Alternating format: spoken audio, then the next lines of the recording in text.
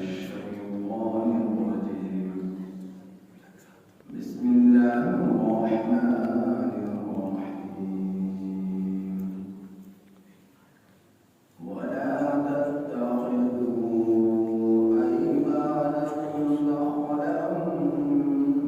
بينكم فتزل قدم بعد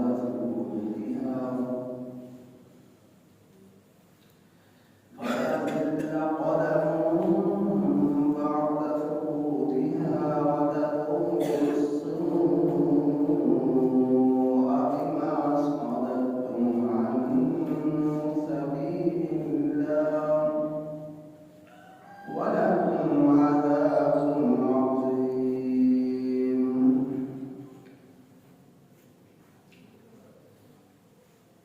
یہ سورہ نحل کی آیت نمبر 94 آپ حضرات کے سامنے تلاوت ہے۔ اس آیت کریمہ کا ترجمہ یہ ہے: وَلَا تَتَّخِذُوا، اور نہ بناؤ تم لوگ، ایمانکم، اپنی قسموں، دخلا، مکاری کا ذریعہ، بینکم، آپس میں، فتزل قدم، پس پھسل جائیں گے قدم، بعد ثبوتها، ان کے پختہ ہونے کے بعد،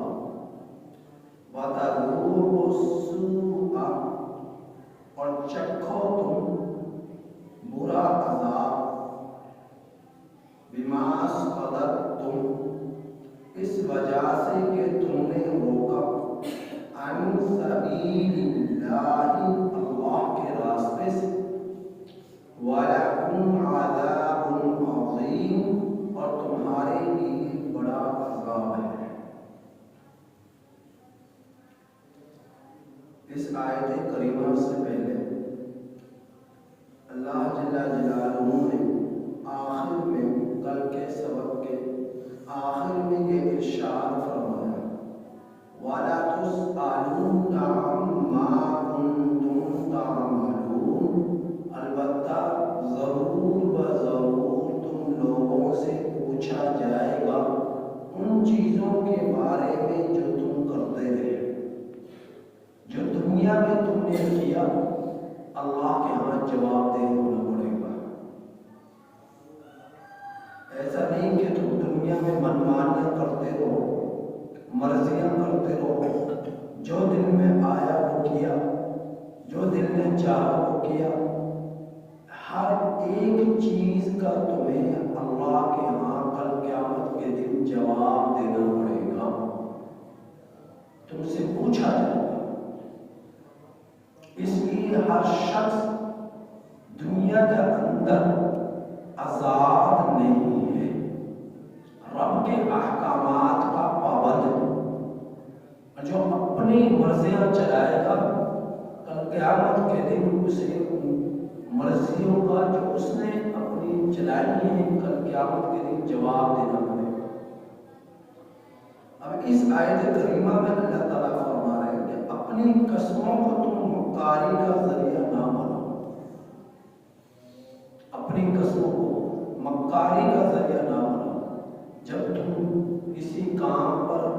کے کرنے پر یا نہ کرنے پر جائز کام ہے اور اللہ کی قسم کھا لو تو اسے پورا کرو۔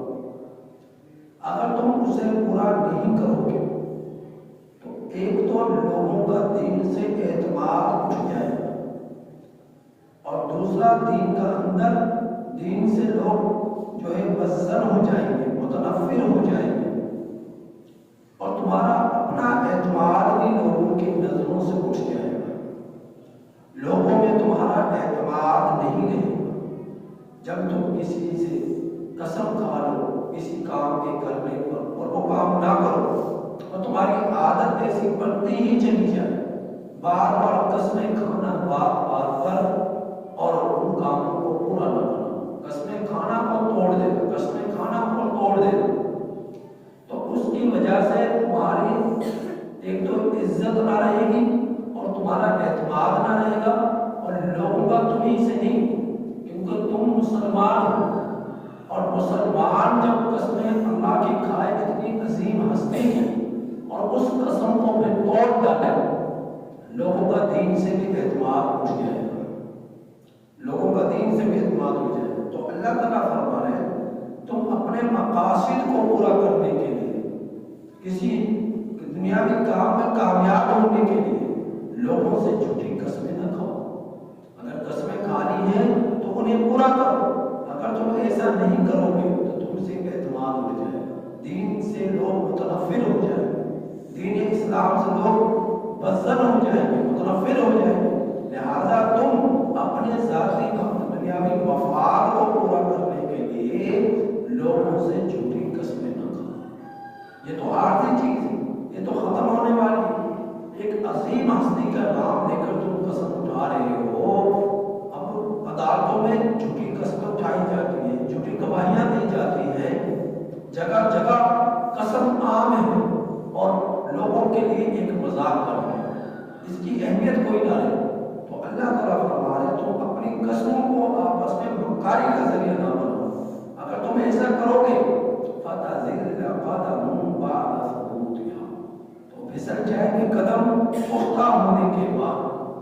تمہارے اوپر اعتماد کسی کا نہیں رہے گا، تم سے اعتماد اٹھ جائے گا۔ دوسرا نقصان یہ کہ دین سے لوگ متنفر ہو جائیں گے، اسلام سے لوگ متنفر ہو جائیں گے۔ وَتَذُوقُوا السُّوءَ، یہ تو دنیاوی سزا ہے کہ لوگوں کا اعتماد تم سے اٹھ جائے،